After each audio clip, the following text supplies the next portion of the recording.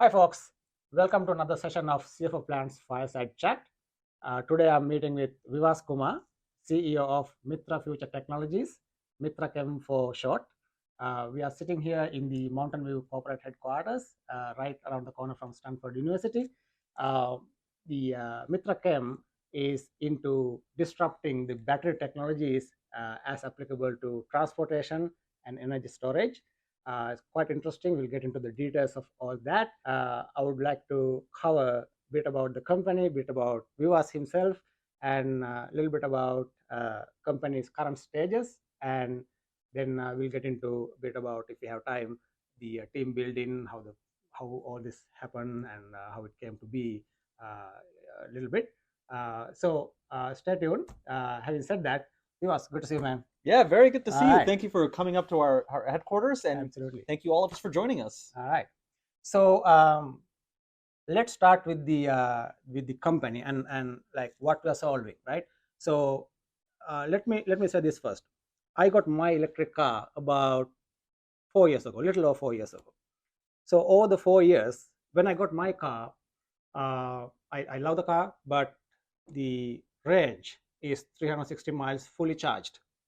So I can never fully charge it because I have been advised not to do that because you can only go to 90%. So at a given time, I have like 310 miles max. And then it takes 8 hours to charge overnight. And then you have these other troubles like, the hold up time, and then the expense, the cost, like 40% of the cost is actual battery. Over the 4 years, I haven't seen that changing, right? So that means this whole technology has not really changed over 4 years. We can't have that if we are to have electric cars taking over the whole world. Right now, electric car market is at 2%, less than 2% of all cars on the road, right? So without the proper battery technology, this is not going to be a reality. This is not going to be a revolution. This is not going to be anything that is on news right now. So, having said that, how is Mitra Chem coming into the picture? How are you going to solve this? Well, Mitra Chem solves three problems.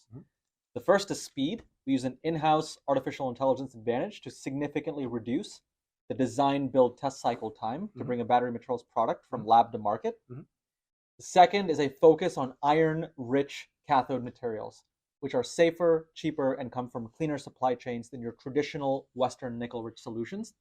And finally, it's building manufacturing scale in the USA to offset our overt geopolitical dependence because of asset concentration in China. And what we're very focused on right now is taking advantage of the tremendous growth opportunity that exists in batteries.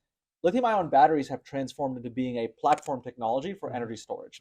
Multiple different product categories are built on this platform of energy storage, namely consumer electronics, automotive applications, so like you said, electric vehicles have become very popular, power tools, grid scale energy storage. I mean, on my body right now, I've got like probably 4 devices that use a lithium-ion battery. And that's not even counting the electric car that I drove to get here. Right. As a matter of fact, this recording device is using a lithium-ion battery, right? Yep. For batteries to be where they are today, to be as ubiquitous as they are today, they've gone through a 70-plus year development cycle.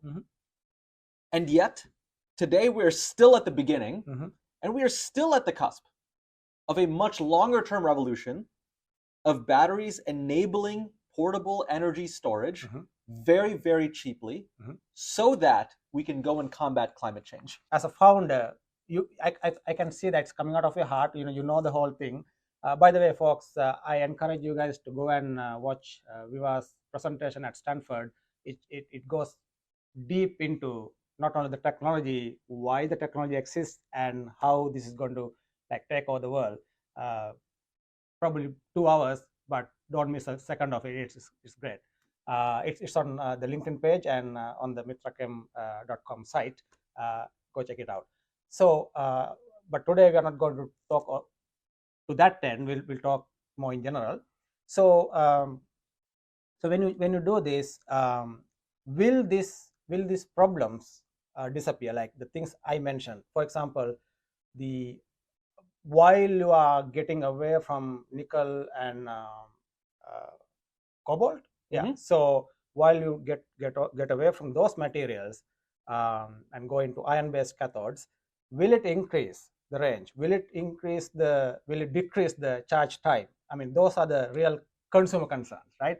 Like basically, guy going into a Tesla dealership and buying a car, he may not want to solve the climate crisis. His idea is, can I get a car for like $70,000 that will get me from LA to New York, and when I charge, it will charge the car in about 15 minutes. Will that solve that? So when I say that batteries are a platform technology, right? What defines platform technologies is two things. The first is you're continuously optimizing performance around a number of different criteria. And for lithium-ion batteries, examples include cost, energy density, cycle life, and safety. So what does the consumer see, right? They see the MSRP on the vehicle when they purchase it, right? They see things like charge time. Right. They see how long will the battery last and how long will the battery live over many years at the same level of performance that I would like to see. Second element of platform technologies is that incremental gains compound over time to an exponential outcome in terms of the improvement of this technology. So when we talk about improving range, right, the goal is how do we get from 300 miles to 500 miles, right? But that doesn't happen overnight. You slowly build up from 300 to 500, for example. And what we are focused on is we are focused on solving the energy density problem first and foremost, because with more energy density, you get more range in the vehicle. The other reason why we are so strongly advocating towards shifting to iron rich is because of the supply chain concerns that exist today. So let me ask you a trivia question. Where does most of the world's nickel come from today? I would guess Russia. It comes from Russia. Okay. Right. So given the geopolitical reality, we're recording this in October of 2023, and there's been a war going on between Russia and Ukraine for 20 months now. Western sanctions have caused significant volatility on the pricing of nickel material on the global market, which today is the London Metal Exchange. So if you put yourself in the shoes of an automotive player who's sourcing nickel-rich cathodes, for example, you are not happy with the fact that the nickel price keeps going up and down in circles constantly, right? So you want some stability on the pricing.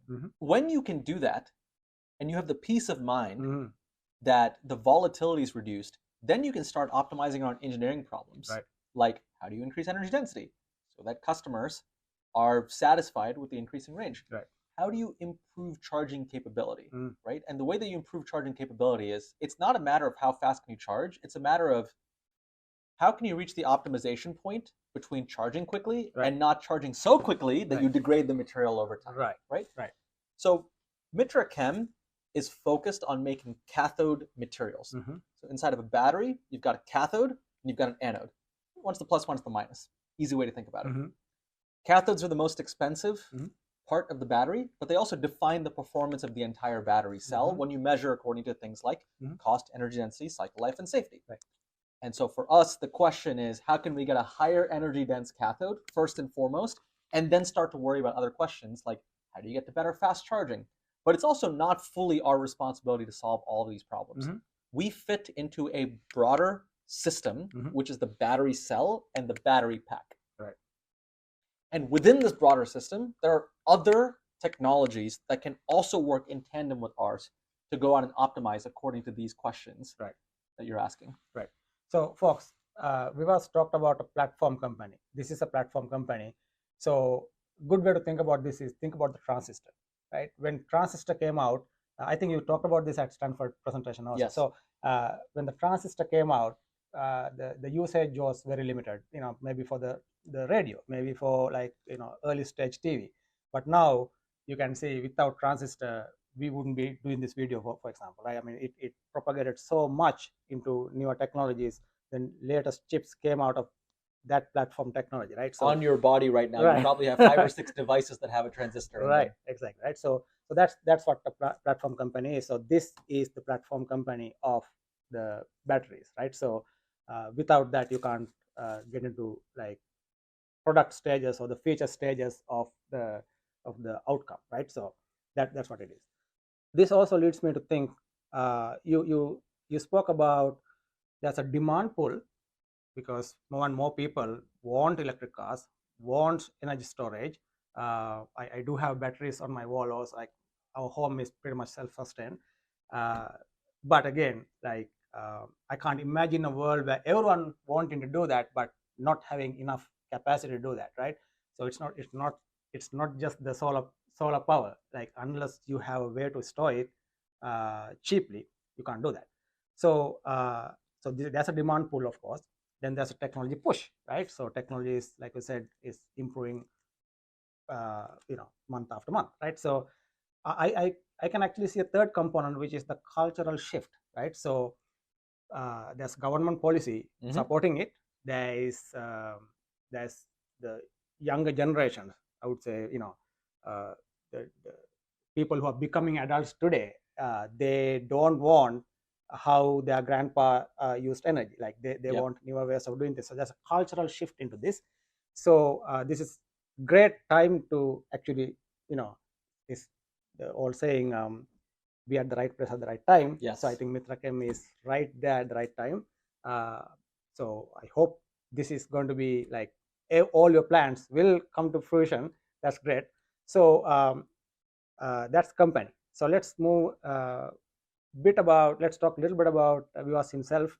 So what drove you into like doing this? So Vivas started at McKinsey right after graduation, I would say, and then from there moved on to Tesla. He managed the Tesla battery supply chain. Yes. And then from there to Benchmark Mineral Intel, and then from there to this. So walk us through the journey, like what got you into like this whole industry, from doing electrical engineering in the college to doing meddling with minerals and like doing cathodes. Well, I think the story starts actually much further back than that because, like you, I was also born in India, and in India, so my family business in India is actually a chemicals business. So it's in my heritage to be a entrepreneur in the chemical space, if you want to call it that. Right. And my parents had worked in the oil and gas industry for 40 years. And what you say about the attitude on energy shifting on a generational basis was actually true even when I was like a 19-year-old thinking about what is my first job out of college going to be, right? And having gone to college in Houston, the most accessible jobs were oil companies. And in my engineering school, almost everybody, if they did not go to pursue a PhD after school, went to an oil company at that time. But really my parents were the one who pushed me to think critically about what is the future of energy, not what was the present of energy. And this was around the time that conversations around peak oil were beginning. This was around the time also that the fracking revolution in the United States had made it such that the geopolitical balance of power as it related to oil and gas was starting to shift really far away from oil-dominated countries, which was forcing a reimagination of what will be the future power base of those countries, right? And we see this now playing out with countries like Saudi Arabia, especially, that are investing so heavily into other newer technologies. Yep, that's smart. And so, I saw where the energy industry was moving to, which is it's not like oil and gas as an industry is going to disappear by any means, right? There's still a globally critical industry, and it would be an unmitigated disaster, right? I think those were the words that Jamie Dimon from JP Morgan used when he was asked about stopping investing in oil and gas. It would be an unmitigated disaster if we stopped investing in oil and gas. Even Elon was talking about this, and he said like that's a stupid thing to do. Like, let's not do that. Like it should be a gradual process, of course. But where's the growth, right? The relative growth is in renewables. The relative growth is in batteries. It's in hydrogen. We look at the U.S. Inflation Reduction Act that was passed last year. It was completely about how do we get more clean energy being a part of the energy mix, and over time each share away from your traditional fossil fuels. So that's what motivated me to go into the electric vehicle industry. At the time, Tesla was, when I joined Tesla, there were still people who had never heard of the company. Like I would go to the dinner party and be like, I work at Tesla, and people would say, what is that?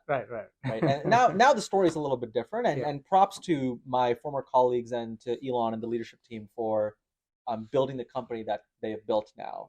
that they have now become synonymous with electric vehicles and launching the revolution that companies like mine are part of. But after having managed battery supply chain for several years at Tesla, I just saw a unique need in the market where the Western market was 100% nickel rich on cathode, and that we wanted to do something different and that was more scalable than the current status quo.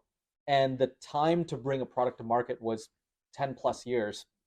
And my co-founder, Professor Will Chu from Stanford, my other co-founder, Chiru Gopal, who had joined us from Toyota, had been working on using machine learning and artificial intelligence to accelerate the development cycle to bring battery materials products from lab to market. So founding this company, for me personally, was a confluence of many different factors in my life, right? Like from family history to generational changes to a recognition that climate change was important, and also synthesizing together the work experience that I had working for Elon and being at Tesla.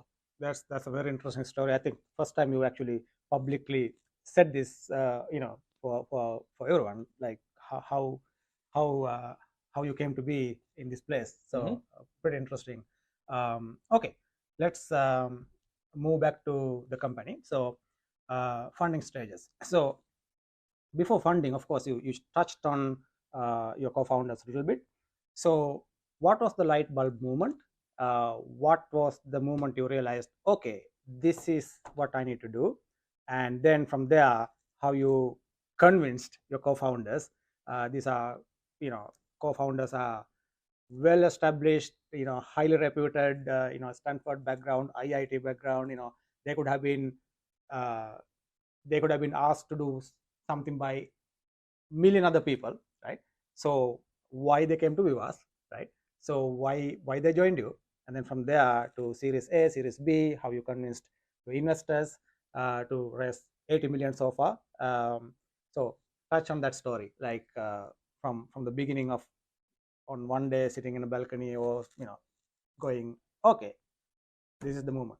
Well, I'll give full credit to our Series A lead investor, Chamath Palihapitiya from Social Capital, because he basically turned on the light bulb for us, if you want to call it that. Where so I had known Chamath, and I was doing some work with him, and I was explaining to him some of these problems in the battery industry, and he is actually the one who said, you should be the change you want to see, and you should go and start a company to solve these problems, and I will help you start this company, right? My firm, Social Capital, incubates companies just like yours. Let me help you.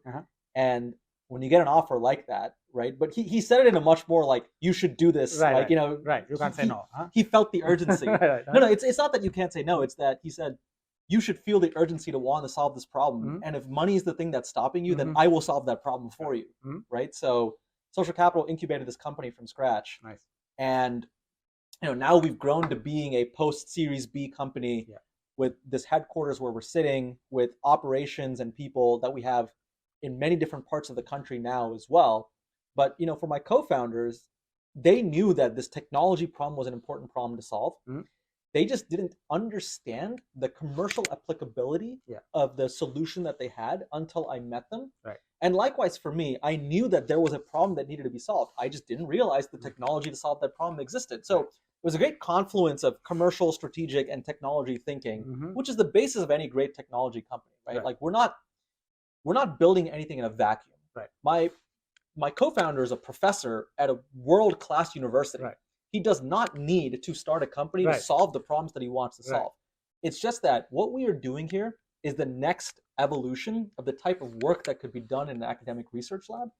And technology readiness cycles go through that, right? You start with government funding in something like a reputed institution like Stanford University. And when a technology is ready to go out to industry, companies that are innovative and backed by entrepreneurial venture capitalists are the right vehicles to bring these technologies to commercial viability, and then to partner with downstream partners to bring it to scale, right? And we're at that cycle right now, given that our Series B recently was led by General Motors. So let's talk about General Motors deal actually. Sure.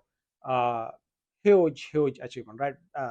Like leading car company, they're changing their technology essentially. Like they are realizing the need, the demand, and the future. So for a giant like that to come and join hands with Mitra Chem validates your existence, of course, right? So that must have been a huge movement, but those movements doesn't happen overnight.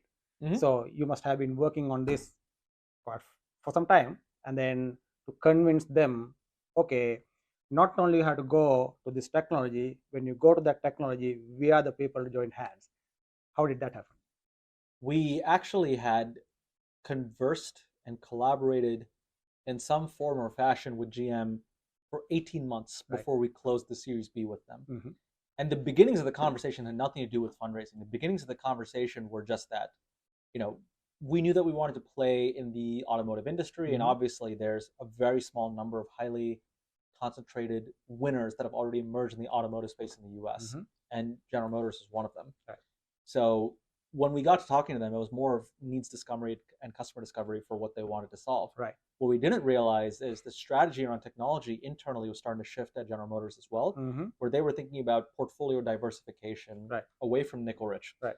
So a few months into that, we had a C-level executive visit from GM. Mhm. They actually sat literally right there and sat there and looked at me and said, why do you believe that GM should be working with Mitra Chem? Mhm. And I basically said to him, what we bring over here is a confluence of speed and scale, Mhm. right? Speed with the in-house AI advantage, Mhm. and scale with the desire to build an applicable solution for the Western market under one roof, right? Speed thing we can do really well. The scale thing, we need a partner. We're hoping that you can be that partner, and we want to do it in the United States to be IRA compliant. Right. And he said to us, what's interesting? We actually need a partner to help us get to the next generation of lithium ion batteries, the next generation of lithium ion batteries. And we're looking at multiple different companies and multiple different parts of the value chain.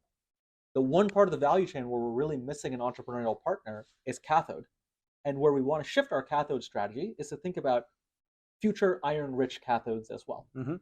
And so we saw that there was a confluence at the time, and we began the conversation in earnest about doing a funding round together. Mhm. And once there was more technical validation between our engineering team and their engineering team, they came through and said, okay, we'd like to be your strategic partner for Series B. Right. We'd like to be your primary customer. Right. And we were very happy with that because by working with GM, we can validate our product quickly, Right. and be a meaningful part of a scalable battery supply chain here Right. in the USA with a company that is all champion Yeah. for American industry and innovation. Amazing achievement. This leads me to fourth segment of the interview. Why here? So, in case you didn't notice, it's fireside chat, but we are missing the fireplace. The reason is we are at the headquarters in Mountain View. They are building the lab literally behind the office. The office is right now pretty much crashed up, and everyone is working in small spaces, doing big things. So that's why it's missing. But I can tell you from Vivas' input, whole place is fired up. Everyone is like on fire, like getting things done. So we can quietly forget about the fireplace. Let's talk about why here, like why this location. This is one of the most expensive areas, not only in United States but also in California. So there must be a good reason behind this. Mhm. So I'm pretty sure you'll touch on this. I'm sure talent is one of those. Like let's talk about why you chose this location, why you're building the lab right here, and what's going on here. This is our R&D lab, and it's going to be our core R&D lab. Mhm. But that also means that as we think about different levels of scale, this is where we need the most advanced scientific talent, but it will also be simultaneously our smallest space. Mhm. And so the access to talent in the Bay Area from Stanford University, Yep. and the greater battery ecosystem that has been built in the Bay Area, Mhm. right? Multiple of our peer companies are just down the street from us. Mhm. We knew that we had to tap into this ecosystem Right. in order to achieve our R&D goals. Mhm.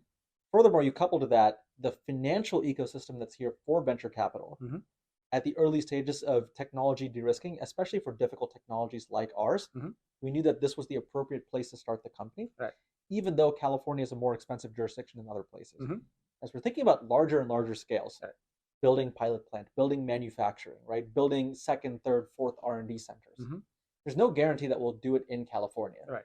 But where we are now has provided us the basis of the technology de-risking and the talent acquisition that we need to reach that next phase of development, to even be in a position to go and contemplate or dream of building other locations in other states. So this has been a pretty good springboard for you to go to the next stages. Yeah. Good. All right. So I've happily been a California resident for 8 years now. And after having lived in many other places in the world, and after having had the pleasure of doing business in something like 60 countries in my life at this point, I will tell you, there's no place in the world that is more full of vibrant entrepreneurial energy than right here in the 50-mile radius around Stanford University. And we're happy that we were able to start the company here because I firmly believe that at the time and in the way we started this company, it was only possible here in Mountain View, California. I was a student at Stanford Business School. My co-founder, once again, is a professor. My third co-founder had been a postdoc of his. Our lead investor at Chamath's office was a 5-minute walk from Stanford. Tesla's headquarters was a 5-minute drive from Stanford. I mean, this whole ecosystem just concentrated in one place. So epicenter of entrepreneurship. Absolutely. Cool. We are post Series B, but still not exactly beyond the startup just yet, although doing big things. So at this stage, cash flow is super important. Not the revenue, not the bottom line, not other expenses, but cash flow. So when you think about that as the CEO, of course, you are a tech head, but you have to be mindful of how to run the payroll, how to manage the expenses. So how do you manage cash flow at this point of the company? At the moment that we're recording this video in October 2023, this company is still pre-revenue. And so for us, it's more about burn management than it is cash flow. From day one, from our first ever all hands meeting that we had as a company, which was like 4 people at my dining table at my house, I made it clear that the number one metric of success was not going to be valuation. It was not going to be headcount. It was not going to be number of strategic transactions we had signed. It was going to be cash flow. Because you control your destiny as a business and pursue the long-term mission that you want unencumbered by outside influences when you can control your financial growth and get to cash flow that's repeatable and reliable over time. Okay? How are we doing that? We need to get to products that generate cash flow, and to do that, you need to have products that create value. The issue historically with selling into the automotive supply chain is products commoditize very quickly. And so the question is, by the time your product commoditizes, can you get to an even better product that adds more value to the technology roadmap of the counterparty with whom you're serving? Although batteries and battery materials are applicable to well beyond automotive, I'm picking on automotive because General Motors led our Series B. So for us, the question was, if we're going to have repeatable and reliable cash flow, and we need to escape the commoditization cycle, how do we innovate faster than the rest of the competition? The way that we do that is by doubling down on this acceleration approach that I keep talking about, the in-house AI advantage around which this whole lab has been built. Where today in this building, it's a confluence of the bits and atoms, the physical infrastructure to allow us to do experimentation for battery materials, and the digital infrastructure to continuously synthesize the information that comes from those devices to dynamically determine what are the experiments with the highest probability of success so that we can more rapidly down select the winners and get product out to market faster. That's how we will get to cash flow and stay cash flow positive over time. It's as products start to go into the dreaded commoditization cycle, we'll have even new, better products faster than the rest of the competition and scale them up faster than the competition as well. Anyone watching, this is better than finance course, folks. Like what he just mentioned is applicable to any startup that wants to make it in the world, make it successful, become the next unicorn. This is essential. So make note of that. Now, that leads me to think, well, CFO Plans is running a back office, day-to-day activities in terms of finance, accounting. So what do you think of us? What do you think of their team assigned to you? When I think about how I should be spending my time in this business, right? And how our finance team should be spending this time in their business. I should be focused on technology, on product development, and on customer development. My finance team should be thinking about how capital allocation decisions can allow us to get to those technology, product, and commercial goals, which means that the operational finance elements need to take as little time and as little mind share as possible, right? Closes need to be reliable, data needs to be, second to none in terms of the trust that we have that the numbers are correct. And finally, when we do have a question, we need to be able to get very quick feedback cycles with the service providers with whom we work. So when I was working with my finance team to determine how we'd run our operational finance and our back office, I said the metric for success is I should hear as little as possible about the counterparty that we select. And actually, what's hilarious is I'd heard of you guys when we signed up with you guys, and I didn't hear about you guys until 2 weeks ago when you sent me an email. And I said, hey, I remember that name. I remember those guys. And that's when I realized, wow, this is an amazing service provider because they're running the back office without me thinking about them too much, right? As the CEO, the problem with being a CEO is a lot of times when something gets to you, it's a problem. Right. So you don't want to hear about a lot of things as much as possible. We try hard not to get noticed at C-level by doing exactly that. Yeah, so I very much appreciate the opportunity to work with you guys, which is why when you reached out, I thought this would be an incredible opportunity to share that, especially those of you who are entrepreneurial companies, I know how it feels. Like you are up day and night, you are working every weekday and weekend on getting your product to work so that a customer will buy it and pay you for it. That is the challenge of any company. It is especially pronounced for hard tech companies. It is especially pronounced for hard tech companies in the climate space. You want to abstract yourself away from as many problems outside of product development as possible. And to do that, you need to trust the people with whom you work to solve those problems for you. We have benefited a lot at Mitra Chem from working with CFO Plans, and we really appreciate the relationship that we have. Thanks for the validation. Really appreciate it. All right. So for any finishing notes, because we have 2 minutes, so any other advice for a budding entrepreneur who wants to come to market with a great product, something that would pivot the world in a different direction? In about 2 minutes, what can you provide to the next generation? If we think about the great companies that have accomplished earth-shattering innovations in hardware especially, it took years for them to get built, right? The Tesla Model 3 came out 14 years after the founding of Tesla, right? NVIDIA, the great semiconductor company, has been around for 30 years, and only the last 5 years has been hockey stick growth. But before that, they had lots of fits and starts, right? We know Apple as being this huge behemoth, but look at the first 25 years of Apple. I mean, it was a huge struggle. Yep. So just know that the journey is long. It takes a while to get to success, but you have more time than you think also. Absolutely. All right. Thank you, Vivas. Really appreciate it. Folks, that was a great interview. We have a great lineup of our client CEOs for you. We'll try to cover all those in the coming months. Stay tuned. And in the meantime, goodbye until I see you next time. Thank you.